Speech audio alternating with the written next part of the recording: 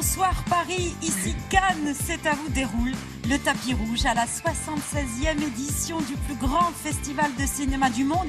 Et peu importe le vent, la pluie, les nuages qui nous menacent, on sera là à partir de 20h avec du public. Ils seront là nombreux. Blanche Gardin a écrit une lettre pour expliquer pourquoi elle refusait de faire LOL qui ressort sur Amazon que vous avez fait. Et Adèle Haenel a écrit une lettre pour expliquer qu'elle arrêtait le cinéma et qu'elle condamnait le festival de Cannes. Où vous serez dans quelques heures. La merde.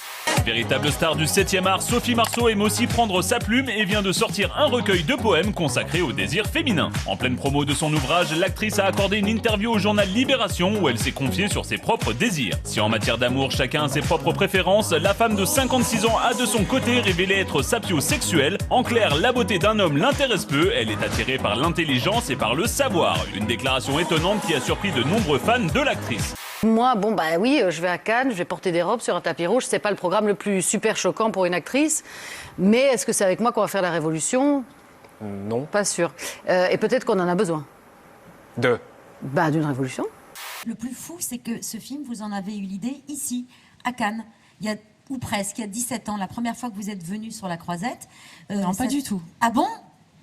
Non. Ah on arrête tout. Non, pas du tout. Non, parce que Marie-Antoinette... Vous avez vu Marie-Antoinette ? Non, je ne l'ai pas vue à Cannes, je l'ai vue au cinéma à Paris, dans une salle normale. Mais il était en compétition à Cannes. Oui, d'accord, vous voulez tout ramener à Cannes. Ok. Merci de me l'accorder. Oui, c'est un idéal pour moi aussi d'accorder quand même ces valeurs à une manière de vivre. Alors j'essaye de le faire, mais c'est plus faiblarde qu'elle. C'est plus faiblarde. C'est bien, je te laisse. Salut tout le monde, c'est Elisabeth Borne, la chanteuse espagnole. Je la connaissais parce que, en fait, quand elle était Miss des Transports, elle a commencé à me suivre sur Facebook. Et en plus de ça, on savait qu'il y avait quelqu'un qui s'appelait Elisabeth Borne qui travaillait dans le gouvernement. On n'a pas le même âge, on n'a pas la même tête. Du coup, je pense que c'est vraiment très facile de faire la différence entre les deux. Est-ce que vous savez ce qui se passe en ce moment à Reykjavik, en Islande ? Je sais pas du tout. Non, jamais. Ah non ? Qu'est-ce qui se passe ? Si je vous dis Macron. Il est en Islande, Macron ? Parce que j'avoue, je me suis un peu déconnectée là. Ah, il est en Islande là en ce moment ? Putain. Eh oui, il se passe des choses en dehors de Cannes. Une fois l'allocution du président de la République terminée, Jimmy, Nicolas et Julien sortent manifester. Ils partent de la gare. Et ensuite, on est parti jusque Trogneux. On a mis quelques poubelles. Il y a le neveu de Brigitte Qui a poussé quelqu'un sur une poubelle. Voilà, qui a poussé quelqu'un sur une poubelle. On l'a défendu. On l'a défendu. C'est à ce moment-là que plusieurs personnes auraient roué de coups Jean-Baptiste Trogneux. Je prends les faits tels qu'ils sont. C'est un mec qui s'est fait agresser par 7 connards.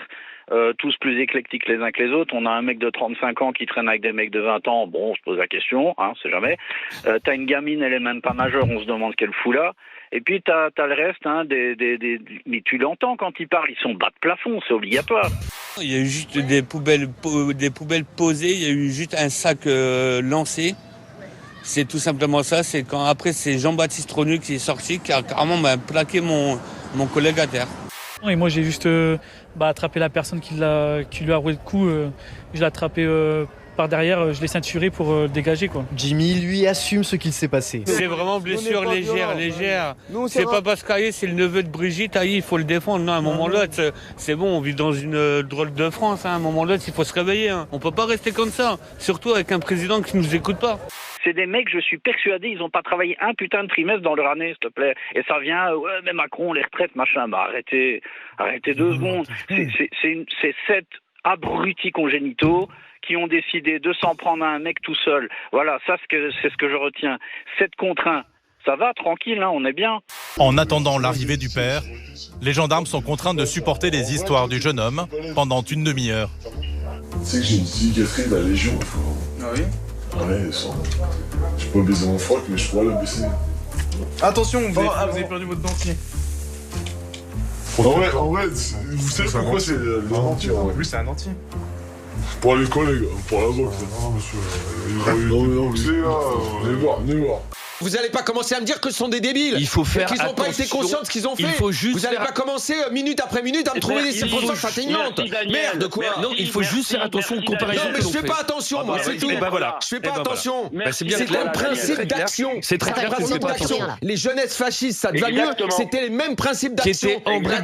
La terreur, c'était le même principe d'action. Vous avez reconnu avoir agressé le journaliste Edoui Plenel. C'était le 22 février dernier dans un restaurant du 12e arrondissement de Paris. Il s'est exprimé pour la première fois dans une interview du magazine américain Variety. Il s'est déclaré stupéfait. Il espérait des excuses de votre part, mais comme elles ne viennent pas, pour l'instant, il a annoncé son souhait d'intenter une action en justice par principe. On sait très bien qu'il a tapé Qu'est-ce que tu racontes? Il a gagné son procès, mais qu'est-ce que tu racontes? Mais il a été blanchi sur toute la ligne. Il a été accusé de violence conjugale, il n'a pas été condamné. Mais qu'est-ce qu'il a pas été condamné? Mais il a été blanchi. C'est très bien qu'il l'a fait contre la justice, Daniel. Mais tu sais mieux que la justice. Nadine, on dirait que... Nadine.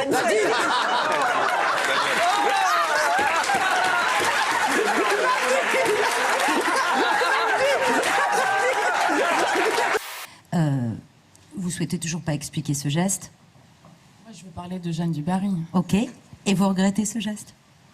Est-ce que vous lui avez posé la question? Est-ce qu'il regrette lui? S'il était là, je lui poserais la question. Posez-lui. Regrettez quoi?